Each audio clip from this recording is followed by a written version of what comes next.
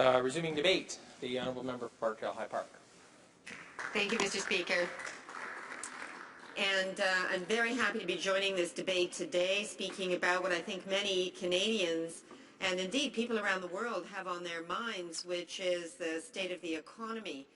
And the motion that has been presented by the official opposition finance critic, I think, is a very important one, and it is calling on the government to present an economic and fiscal update to Parliament so that we all, on behalf of Canadians, can find out the state of our economic affairs, because the motion says that in light of the nation's finances and the unstable economic situation, including job losses, falling oil prices, and declining government revenues, that we need to know exactly what's going on with the nation's finances. But further, the motion calls on the government to prepare a budget that addresses the economic challenges faced by the middle class by creating more good quality full-time jobs and encouraging economic diversification. Now, there has been indeed a lot of discussion about the middle class. Middle class, what does that mean? Who is middle class? What does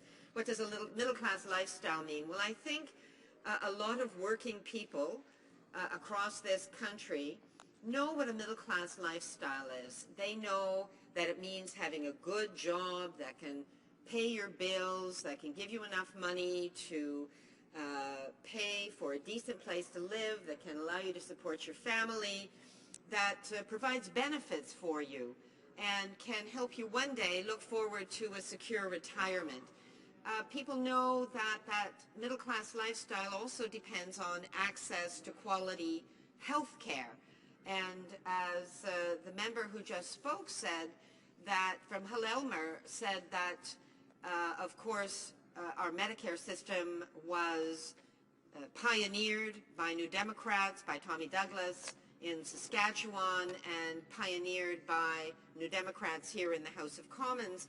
And it is one of the services, one of the public programs that best guarantees a middle-class, secure life, which of course has been undermined by governments, including this government and previous governments. But one of the things that we most need to talk about right now is the state of the country's finances, given the rapid decline of resource prices, especially oil and gas prices, and what that means to the state of our budget. Mr. Speaker, I'm having a very difficult time hearing myself speak, let alone other people.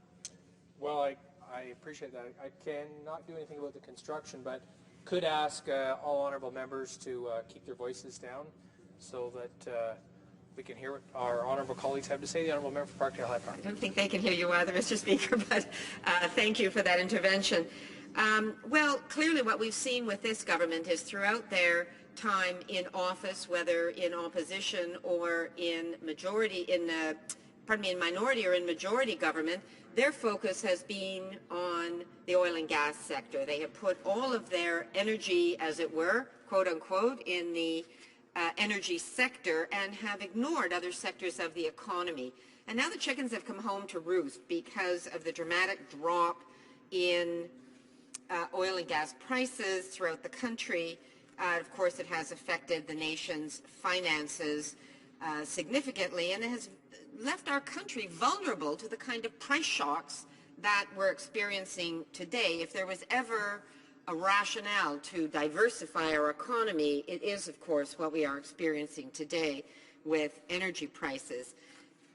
Clearly, the government has been left scrambling.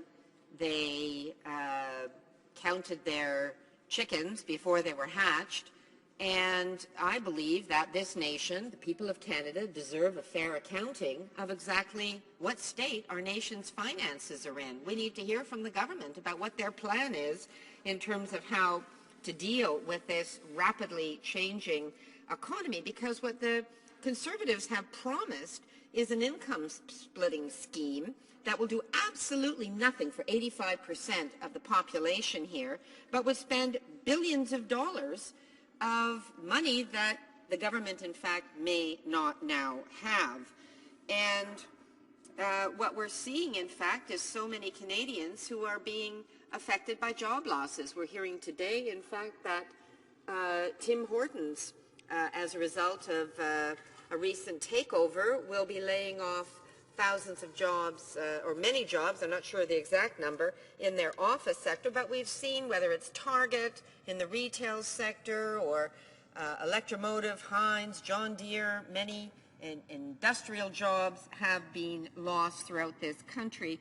And we need to know what this government's plan is to secure a middle-class lifestyle for working Canadians, so that we know and they know that they can count on a secure income and they can make their financial plans. With respect, we're expecting Canadians to do their budgets and to plan their economic situation, but the Government of Canada is not telling Canadians what their plans are for the economy. And I mean, coming from Ontario, we've seen manufacturing drop dramatically in the province of Ontario, from about 20% of Ontario jobs to less than 15% of Ontario jobs. These are good paying jobs with benefits that allowed people to live a decent lifestyle that are being lost, Mr. Speaker. What the NDP wants to do is support the manufacturing sector, help with the creation of good manufacturing jobs. Our leader laid out a plan for that today.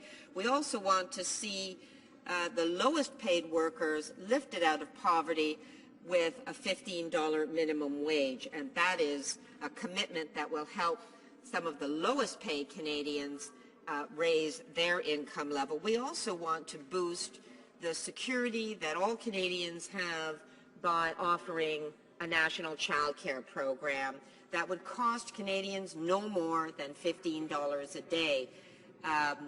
I know in my own community we see families paying up to $2,000 per child per month for child care. It's like having a second mortgage in a housing market that is already very, very steep for families. And what the NDP is offering is more security for families across Canada in offering a national child care program. Now, Mr. Speaker, as the official opposition, we're proposing what we would like to see, but of course their main job is holding the government to account. And boy, do they ever need holding to account these days. They are failing Canadians, and they're refusing to even tell Canadians what the state of the economy is and what their plans are for the future. Clearly they're confused, they're caught off guard, and you know, if they need help, the opposition is here. We're willing to work together. But let me just quote a couple of outside impartial analysts on this question. The TD report says, Toronto Dominion Bank, those socialists at the TD Bank, the conclusion is unambiguous. In the absence of new measures to raise revenues or cut spending, TD is projecting budget deficits in fiscal 2015-16 and 2016-17 as opposed to the surplus as expected at the time of the fiscal update. The OECD Deputy Chief Economist, the stunning decline in world oil prices from an average of $94 last year to $56 in 2015 has virtually wiped out the government's anticipated surplus in the next budget.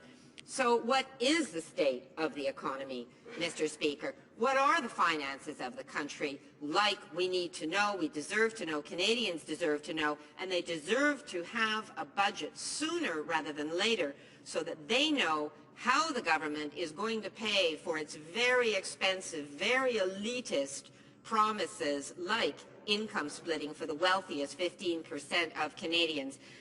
The NDP wants to know what the state of the finances are because we are committed to providing child care, support for small business, and we are committed, unlike the Liberals who think that Ontario should move away from the manufacturing sector.